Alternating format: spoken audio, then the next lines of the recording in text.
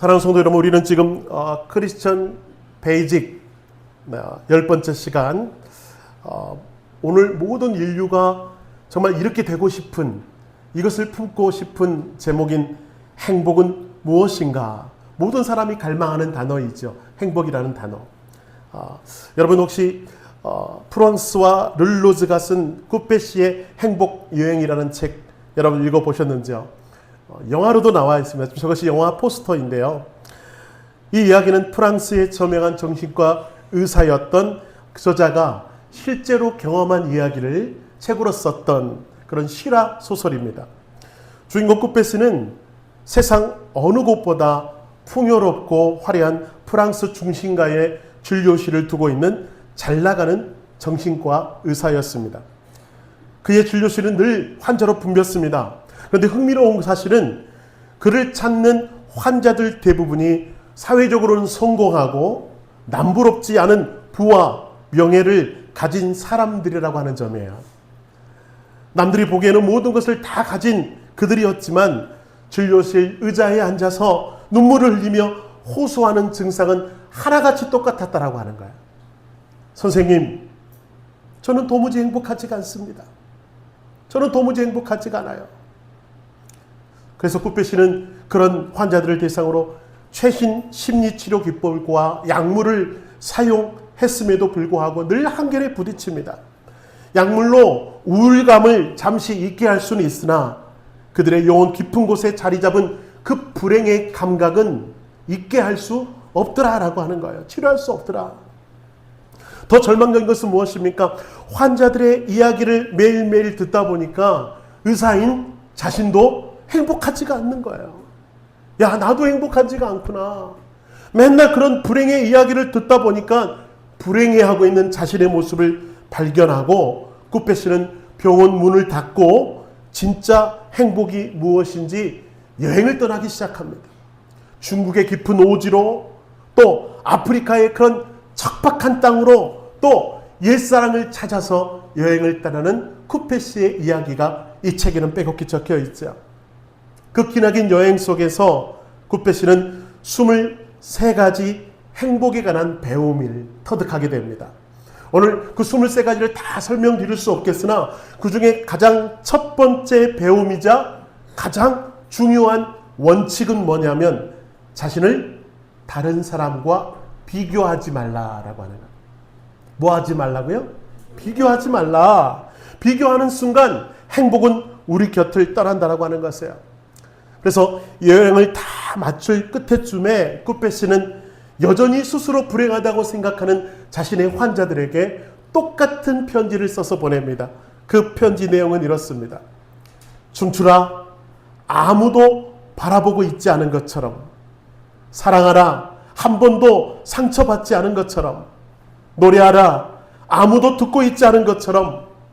살라, 오늘이 마지막 날인 것처럼 이라고 하는 거예요. 참 의미 있는 말 아닙니까? 예. 눈치 보지 말고 하고 싶은 것 하면서 다시 돌아오지 않을 오늘을 좀 즐기라라고 하는 거예요. 여러분, 사람들은 누구나 행복과 기쁨을 느끼고 싶어 합니다. 역설적이게도 우리가 그토록 행복을 쫓아 정신없이 살아간다라고 하는 것은 지금 내 삶에 뭐가 없다? 행복과 기쁨을 느끼지 못하고 있다라고 하는 증거예요. 그러니까 행복을 더 갈망하고 행복을 쫓아 살아가는 것 아니겠습니까? 오늘 말씀을 읽는데 제 마음속에 행복엔 두 가지 행복이 있음을 깨닫게 됩니다.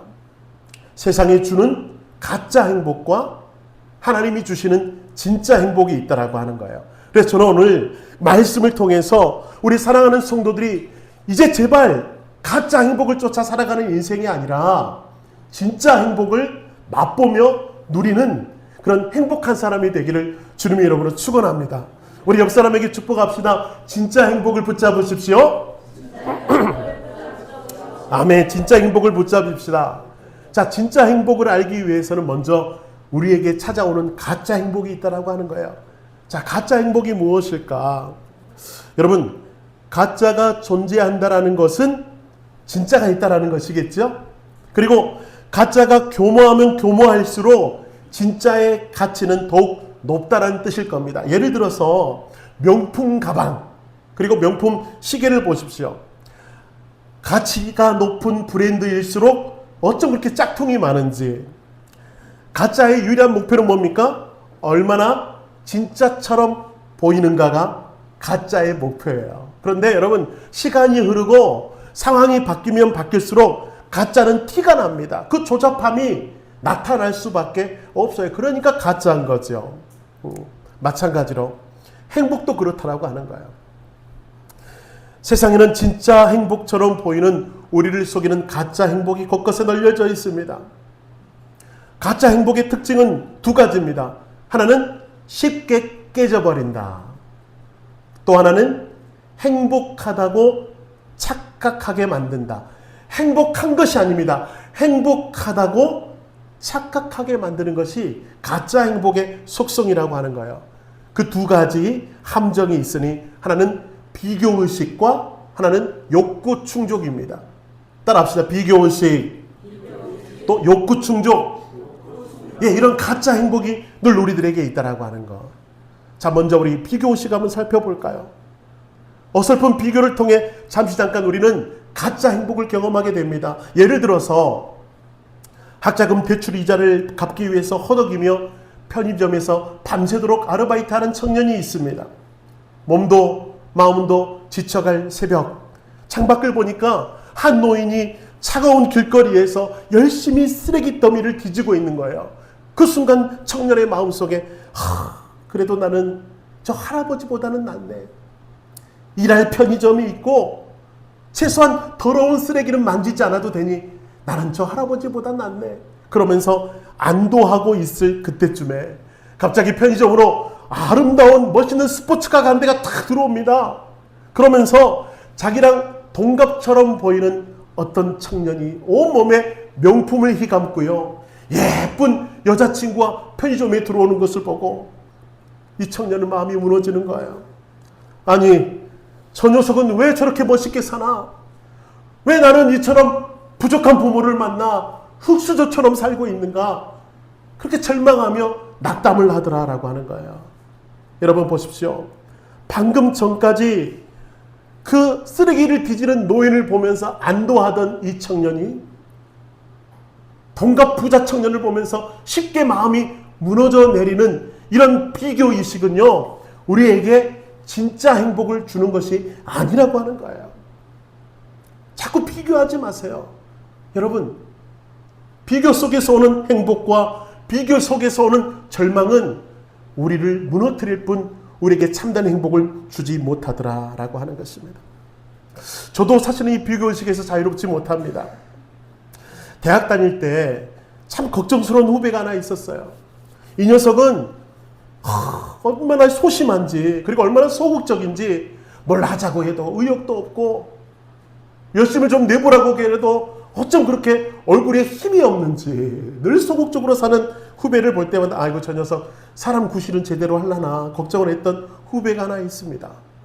그런데 최근에 페이스북을 통해서 알게 된 것은 뭐예요? 바로 그 후배가 꽤 규모가 있는 교회에 담임 목사로 갔다는 소식을 들었어요. 한편으로는 아이고 잘됐다 잘됐어, 그래 하나님께서 축복하셔서 잘됐네, 그런 마음이 있는가 하면 한편으로는 어떤 마음이 있을까요? 그래요. 여러분 마음속에 생각하는 그 마음이 저에게도 찾아오더라라고 하는 거예요. 배가 아파요. 배가 아파. 마음이 상합니다. 하나님, 저 그래도 열심히 했는데 여러분 죄송하고 용서하고 들으세요. 더 큰 교회도 보낼 수 있지 않았겠습니까? 하는 마음이 들었을까요? 안 들었을까요? 들었죠. 솔직하니. 그러니까 막 배가 아픈 거예요. 그렇게 한 주간을, 제가 한 주간 동안 얼굴이 굳었을 때가 있을까? 아마 그때였던 것 같습니다.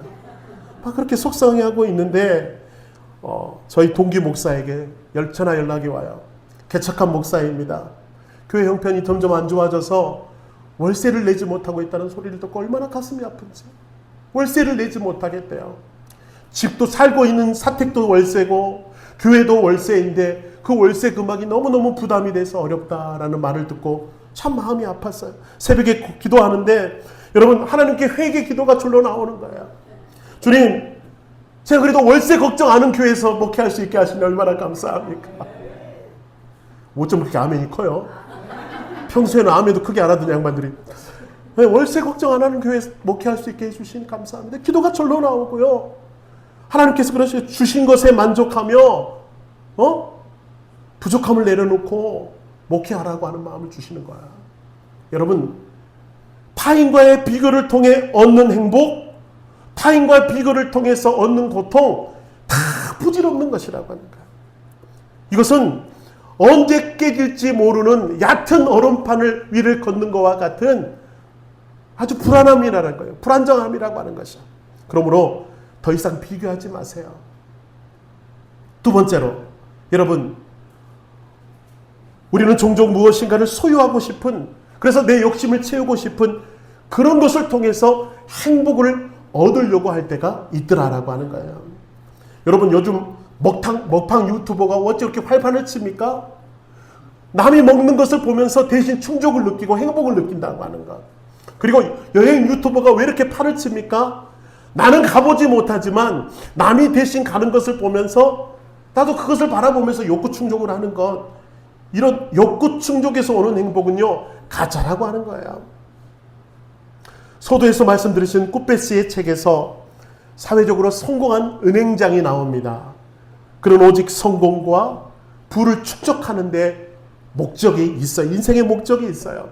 화려한 파티를 열고 고급 술을 마시고 화려한 인맥을 가지고 또 비싼 저택에 살고 있는 겉보기에는 완벽한 인생이었습니다. 그때 꾸페스가 전곡을 찌르는 질문을 해요. 그래서 지금 당신은 진정으로 행복하십니까? 은행장은 아무런 대답도 못하는 거예요. 일과 돈에 그것이 마치 내 인생의 전부인 것처럼 그 속에서 짜릿한 쾌감을 얻을 수 있을지는 모르겠으나 그 영혼의 갈급함, 그 영혼의 고독함을 채워주는 진짜 행복은 그 속에서는 없더라라고 하는 거예요. 그 질문에 전곡이 찔렸어요. 또 한 사람, 여러분, 모두가 부러워하는 사람이 있었습니다. 바로 미국의 억만장자 하워드 휴즈라는 사람. 여러분 아실 겁니다. 너무 잘생겼죠. 여러분 외모 좀 보세요. 담임 목사처럼 생겼죠. 잘생겼습니다. 이럴 때는 꼭 아멘을 안 하더라고요. 예, 화려한 하워드 휴즈라는 저런 화려한 얼굴을 가진 인물이었습니다. 여러분, 저 사람은 재산도 많았어요.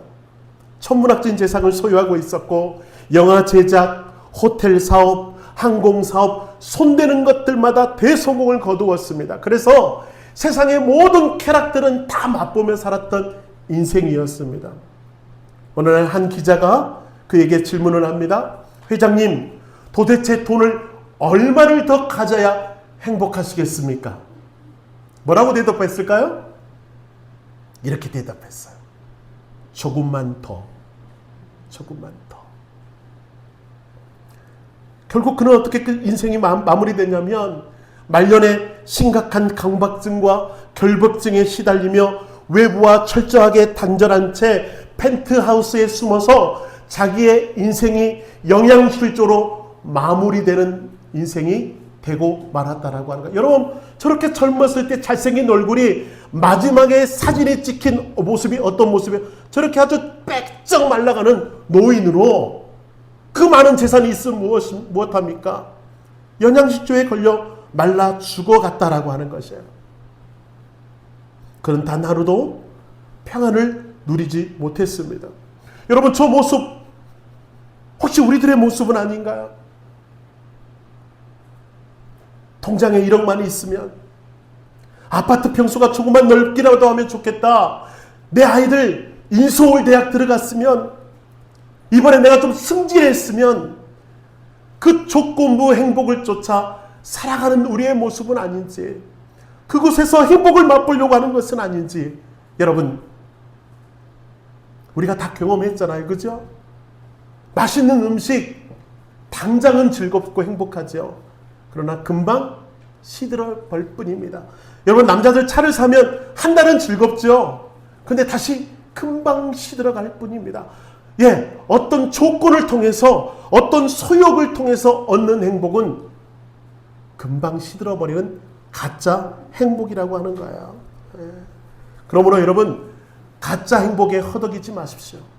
그것은 결코 우리를 기쁘게 할 수 없다라고 하는 거예요. 자, 그렇다면 우리에게 얻어지는 진짜 행복은 무엇일까? 우리가 무엇을 향해 가야 할까? 성경은 우리에게 세상의 공식과는 전혀 다른 혁명적인 말씀을 우리에게 주고 있어요. 자, 한번 읽어봅시다. 빌립보서 4장 4절의 말씀 같이 읽겠습니다. 주 안에서 항상 기뻐하라. 내가 다시 말하노니 기뻐하라. 여러분, 사도 바울이 이 말씀을 어디에서 썼는지 아세요? 휴양지의 멋진 테라스에서 시원한 주스를 마시면서 이 편지를 쓰고 있는 것이 아닙니다. 그는 지금 저 그림에서 보듯이 로마의 차가운 지하 감옥에 갇혀서 언제 사형 판결이 떨어질지, 언제 죽음을 맞이할지 알 수 없는 절체절명의 위기 속에서 죄수의 신분으로 저 밖에 있는 성도들에게 이렇게 말하는 거예요. 제발 기뻐하십시오. 내가 다시 말합니다. 기뻐하십시오. 라고 말하고 있어요. 이것이 어떻게 가능할까? 여러분, 하나님께서 주시는 진짜 행복이라고 하는 것은 상황과 환경이 또는 소유가 많고 적음과는 상관없는 행복이라고 하는 것이에요. 이게 하나님이 주시는 진짜 행복이라고 하는 것입니다. 세상은 늘 우리에게 행복은 조건이 있다 말합니다. 세상은 늘 우리에게 행복하기 위해서는 자격이 있다 말합니다. 볼까요? 인터넷상에서 또 도는 이야기가 있어 하나 가져와 봤습니다. 나라별 중산층의 기준. 자, 자기가 중산층인지 한번 점검해 보세요. 제가 읽어드리겠습니다. 글자가 잘 보이려나 모르겠네요. 한국 직장인들의 중산층의 기준은 이렇습니다. 부채가 없는 30평대 아파트를 소유하고 월급 500만 원 이상, 2000cc급 중형차를 타야 되고요. 예금 잔고는 1억 원 이상 있어야 됩니다. 그리고 1년에 한 번은 꼭 해외여행을 다닐 줄 아는 여유가 있는 사람들이 뭐다? 중산층이라. 자, 중산층 손 들어보세요. 아이고, 예, 한 30명쯤 되네요. 아이고, 감사. 우리 교회 형편들을 넉넉합니다. 예, 이 기준을 보면 좀 씁쓸하죠? 철저하게 중산층의 기준이 자본과 소유욕에 달려있더라. 참, 이게 우리나라의 중산층의 기준이에요. 자, 그렇다면 영국 옥스퍼드 대학에서 연구한 영국인들의 중산층은 어떤 느낌입니까? 한번 제가 읽어드릴게요. 페이플레이를 할 것, 자신의 주장과 신념을 가질 것, 독선적으로 행동하지 말 것, 약자를 두둔하고 강자에게 의연하게 대처할 것, 불의, 불평, 불법에 타협하지 않을 것. 이게 영국인들이 생각하는 중산층이라고 하는 것입니다. 아니, 어쩜 그렇게 중산층이라는 단어는 똑같은데 그 속에 담긴 뜻은 다른지. 어떤 사회는 철저하게 물질과 소유욕에 갇혀 지내는 중산층이 있는가 하면 어떤 사회는 그 내면의 가치, 성품, 품격에 중산층이라는 기준을 매기는 것인가. 여러분, 그래서 우리나라 사람들이 유독 행복하지 않은 것을 보게 됩니다. 왜요? 저 기준에 미치지 못하니까 나는 늘 불행해, 나는 늘 부족해, 나는 늘 힘들어. 이런 기준에 맞는 사람이 얼마나 될까요? 성경 66권은 그 어디를 뒤져봐도 연봉 1억을 찍어야 행복하다, 강남에 부동산이 있어야 복을 받는다라는 구절을 단 한 구절도 없습니다. 오히려 이렇게 말합니다. 심령이 가난한 자는 복이 있나니 천국이 그들의 것입니다. 뭐라고요? 심령이 가난한 사람이 복이 있다. 그들이 저희 것이다. 성경이 말하는 기준이라고 하는 거예요. 여러분, 바울은 본래 세상 조건으로 보면 상위 1%에 드는 엘리트였습니다. 그때 당시 가말리알의 문화에서 공부를 한 석학이었고요. 날 때부터 로마 시민권을 가진 금수저였으며 종교적으로는 큰 권력을 쥐고 있던 그런 사람이 바울이었습니다. 그런데 그가 예수 그리스도를 깊이 만나고 난 다음에 그의 고백은 뭡니까? 이 모든 세상 것을 배설물로 여긴다. 그의 행복이 소유에 있지 않다라고 하는 거예요. 그래서 그 모든 것들을 다 내팽개치고 텐트를 만드는 일을 하면서 자비량으로 선교를 합니다. 여러분, 선교 여행 중에 40에 하나 감한 매, 39대의 매를 몇 번이나 맞은 줄 아세요? 5번이나 맞았고요. 3번이나 배가 파선해서 죽을 고비를 넘겼고요. 수시로 굶고 수시로 배고팠던 그 사람이 누구였느냐? 바로 사도 바울이었습니다. 그럼에도 불구하고 그는 이렇게 고백합니다. 한번 같이 한번 읽어볼까요? 시작. 어떠한 형편이든지 나는 자족하기를 배웠노니 모든 일 곧 배고픔과 풍부와 궁핍에도 처할 줄 아는 일체의 비결을 배운. 할렐루야. 예, 여기서 사도 바울은 뭐래요? 나는 자족한다. 다른 말로 뭐예요? 어떠한 형편에 있든지 나는 행복하다라고 하는 거예요. 통장에 잔고가 넘쳐나든지, 당장 내일 먹을 것이 다 떨어졌든지, 사람들이 나를 칭송하든지, 사람들이 나를 돌로 치료하든지, 그거와 상관없는 행복이 나에게는 이미 있다라고 하는 고백. 이게 우리가 누려야 할 크리스찬의 진짜 행복이라고 하는 거예요. 여러분이 그런 행복을 좀 붙잡았으면 좋겠습니다. 이 행복을 맛봤으면 좋겠습니다. 그래서 사도 바울처럼 나는 자족한다. 나는 주 안에서 기뻐한다. 이 놀라운 고백이 우리 성도들 가운데 막 부릴 때 일어났으면 좋겠습니다. 목사님 죽겠어요. 목사님 힘들어요. 목사님 괴로워요. 그런 신음을 하는 우리들이 아니라 행복해요. 저는 신앙생활하는 것이 너무너무 행복해요. 예수 믿는 것이 기뻐요. 예수 안에 기쁨이 넘쳐요. 정말 그런 고백이 우리 안에 있습니까?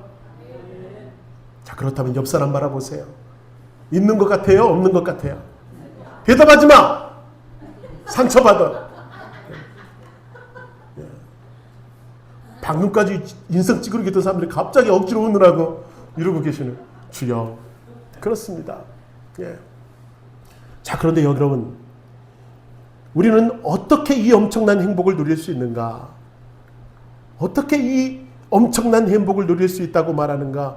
이게 명상으로 되는가? 아니면 세상의 모든 영양제를 먹어야 이 행복을 누릴 수 있는가? 아니라고 하는 거예요. 바울은 12절에서 일체의 비결을 배웠다. 그렇게 말합니다. 비결이 있다라는 뜻이겠네요. 맞죠? 일체의 비결을 배웠다. 그 비결이 무엇인가? 한번 우리 13절의 말씀 읽어볼까요? 시작. 내게 능력 주시는 자 안에서 내가 모든 것을 할 수. 이게 비결이라고 하는 거예요. 이게 비결. 이게 비결이에요. 가끔 성도들이 이 본문의 말씀을 가지고 오해합니다.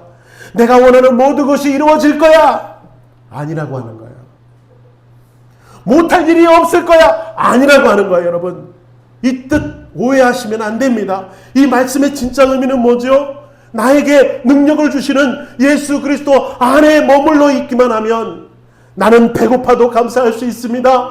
병들어도 찬양할 수 있습니다. 실패해도 다시 일어설 수 있습니다라고 하는 거죠. 그런 조건에서 오는 행복이 아니라 예수 그리스도 안에 있는 자에게, 저기 보세요. 내게 능력 주시는 자 안에서만 누릴 수 있는 행복. 저는 그게 있어서 나는 괴로워도 행복할 수 있다라고 하는 고백이에요. 그래서 바울 신학의 핵심 키워드는 뭡니까? 그리스도 안에서, in Christ라고 하는 거예요. 그리스도 안에서. 여기 보세요. 서신서에 보면 사도 바울은 곳곳에서 그 얘기를 쓰고 있습니다. 제가 읽어드립니다. 누구든지 그리스도 안에 있으면 새로운 피조물이라. 너희 자신을 그리스도 안에서 하나님을 대하여 살아있는 자로 여길지어다. 아담 안에서 모든 사람이 죽은 것 같이 그리스도 안에 모든 사람이 삶을 얻으리라. 할렐루야. 사도 바울은 계속해서 우리에게 편지를 쓰며 말하고 있는 건 뭐예요? 그리스도 안에 있는 것이 비결입니다. 그리스도 안에 있어야 됩니다. 이게 유일한 행복의 비결이라고 하는 거예요. 요한복음 15장에 보면 포도나무 비유가 나옵니다.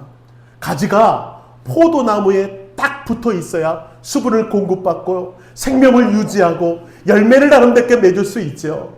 여러분, 가지가 혼자 열매를 맺으려고 하면 안 되는 것입니다. 영을 써도 안 됩니다. 그리고 어떤 가지는요, 나 포도나무 너무 못생겨서 싫다. 그 나무에서 떨어지는 순간 그 가지는 말라 비틀어져서 불쏘시개로 쓸 수밖에 없다라고 하는 거예요. 여러분, 우리의 존재가 그렇습니다. 여러분, 나 혼자 사는 것 같고 내 능력으로 사는 것 같지만 아니라고 하는 거예요. 영적인 눈으로 보십시오. 우리는요, 창조주이신 하나님 안에 있을 때, 예수 그리스도 안에 있을 때만 진짜 삶의 은혜를 누릴 수가 있고 그 안에 행복이 있다라고 하는 거예요. 그래서 진짜 중요한 건 뭐예요? 우리가 어디에 속해 있는가. 그것이 바로 우리의 운명을 결정하는 것입니다. 과거에 대한민국을 충격에 빠뜨렸던 한 대학의 사건이 있죠. 여러분, 인분교수 사건 기억나십니까? 명망이 있었던 대학 교수가 자신의 제자들을 사무실에 가두고 수년간 집단 폭행을 가했습니다. 심지어 사람의 인부를 먹이기까지 했다는 거예요. 똥을 먹이기까지 했다는 거예요. 피해자는 무참히 폭행을 당하고, 그래서 여러분, 귀 연골이 녹아내리고 허벅지의 피부가 괴사할 정도로, 피부가 썩을 정도로 심한 고통을 당했습니다. 심지어 교수가 기분 나쁘다는 이유로 캡사이신보다 8배나 강한 그런 농축액을 얼굴에 쏟아붓기까지 했어요. 심한 고통을 당했어요. 여기서 한 가지 질문이 들죠. 여러분, 아니 대학원생이나 되는 사람들이 아니 그런 학대를 받으면서도 왜 교수를 떠나지 못하고 교수 옆에 붙어 있는가? 그것은 단 하나 아니겠습니까?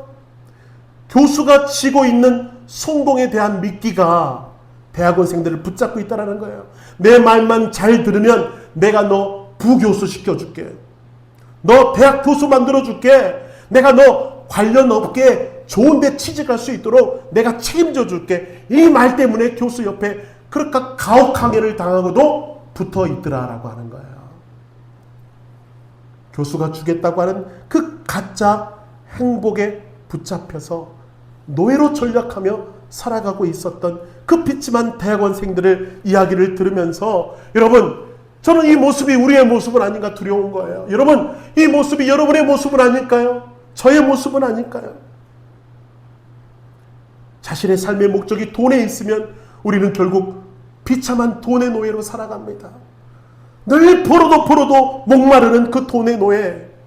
그리고 삶의 목적이 세상의 명예와 권력에 있다라면 그 권력의 눈치를 보느라 늘 피굴하게 살아가는 명예의 노예는 아닌지, 그리고 삶의 목적이 사람들의 인정을 받아야 기뻐하고 사람들이 나를 좀 바라봐줘야 기뻐하는 그 사람들의 시선의 노예로 살고 있는 사람은 아닌지, 우리는 다 세상의 잘못된 행복을 쫓아 살아가느라고 세상의 노예로 살아가는 모습이 이 안에 우리의 모습이 있더라라고 하는 거예요. 여러분은 지금 어디에 속해 있습니까? 여러분은 어디 안에 들어가 있습니까? 사랑하는 성도 여러분, 성경에서 가장 아름다운 행복한 고백 가운데 하나는 하박국서에 담겨져 있습니다. 하박국은 무화과 나무가 무성하면 기뻐하겠습니다라고 하지 않았습니다. 포도 열매가 넘쳐나면 감사하겠습니다라고 하지 않았습니다. 그는 이렇게 고백했습니다. 모든 것을 다 잃어버린다 할지라도, 모든 것이 다 없어진다 할지라도 나는 기뻐하겠습니다라고 고백. 한번 읽어봅시다. 시작. 비록 무화과 나무가 무성하지 못하며 외양간에 소가 없을지라도 나는 여호와로 말미암아 즐거워하며 나는 구원의 하나님으로 말미암아 기뻐. 이게 어떻게 가능하냐고요. 무화과 나무가 무성해야 기뻐하겠습니다. 외양간에 소가 넘쳐나야 기뻐하겠습니다가 아니라 그게 없을지라도 나는 오직 여호와 한 분으로 인하여 기뻐할 수 있는 믿음과 신앙. 오늘 우리가 붙잡아야 할 행복이 바로 거기에 있다라고 하는 것. 사랑하는 성도 여러분, 세상이 말하는 무엇이 있을 때 행복하는 그것 좀 내려놓고 이 성경의 많은 신앙의 사람들처럼 오직 예수로 인하여 행복한 믿음의 사람 되시기를 주님의 이름으로 축원합니다. 마지막으로 말씀을 마무리하면서 예화 하나 좀 들겠습니다. 1873년 미국의 변호사 호레이쇼 패스포드라는 사람이 있어요. 그 사람이 모든 사업에 실패하고 큰 재산을 잃어버리고요. 그로 인해서 가족들은 먼저 유럽으로, 자기 고향이 있는 유럽으로 떠나보내고 자신도 일을 마무리한 후에 가족들에게 가려고 했습니다.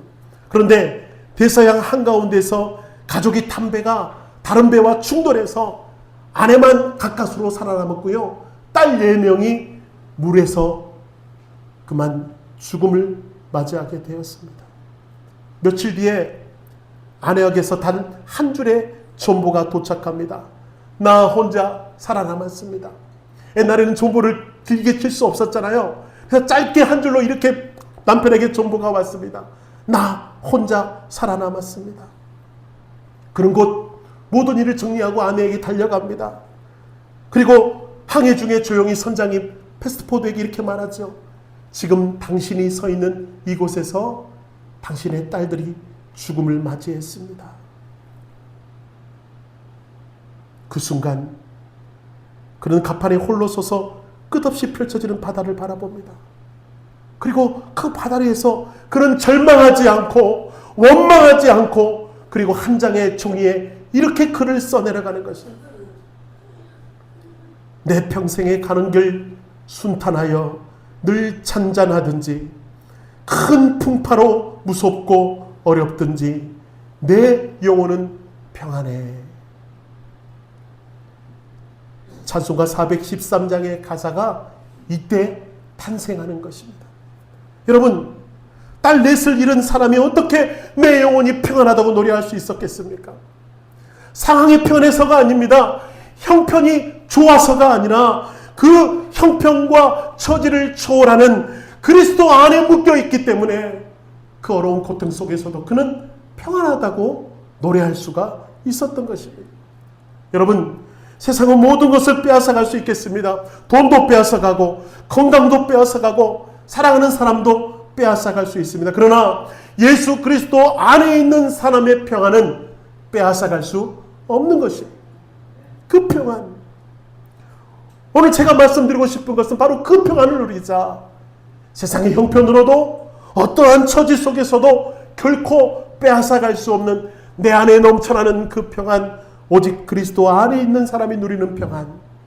그래서요, 몸은 좀 아프고 형편은 좀 넉넉하지 못하고 이 무더운 여름 고통스러울지라도 우리의 얼굴은 예수로 인하여 평안한 성도들, 그 아름다운 성도들의 믿음이 되셔서 행복은 밖에 있는 것이 아니라 내 안에서 샘물처럼 터져나오는 것임을 그렇게 고백함으로 우리 이 시간 마지막으로 이렇게 한번 같이 한번 고백합시다. 시작. 주님 한 분이면 충분합니다. 할렐루야. 다시 한번 옆 사람에게 고백하십시오. 주님 한 분이면 충분합니다. 할렐루야. 이 고백이 우리 삶의 행복의 조건이 되는 믿음의 사람이 되시기를 주님의 이름으로 축원합니다.